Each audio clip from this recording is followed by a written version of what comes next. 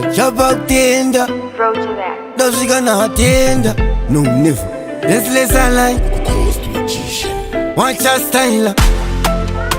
Iwe ghosti Madonna ni ghosti Sorrow Nala Tarisa kandaracho Stepi yacho Skinny yacho Tarisa fesi yacho Puziracho Kasmairi kacho Kunge hoveri kupa mumvura Kuchena banano nikunda.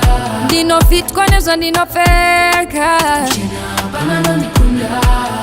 Tarisa kandaracho Stepi yacho Skinny yacho Tarisa fesi yacho Puziracho Kasmairi kacho Kunge hoveri kupa mumvura Kuchena banano nikunda.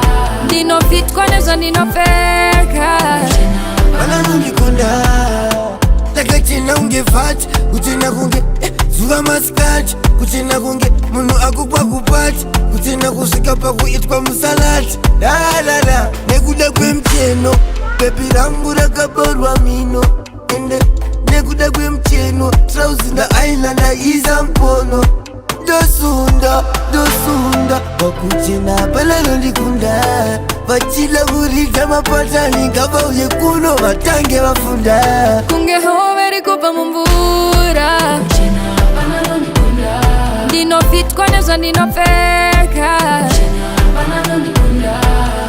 Tarisa kandaracho Stepi yacho Skinny yacho Tarisa fesi yacho Puziracho Kasmairi kacho Kunge hoveri kupa mumvura Kuchena banano nikunda.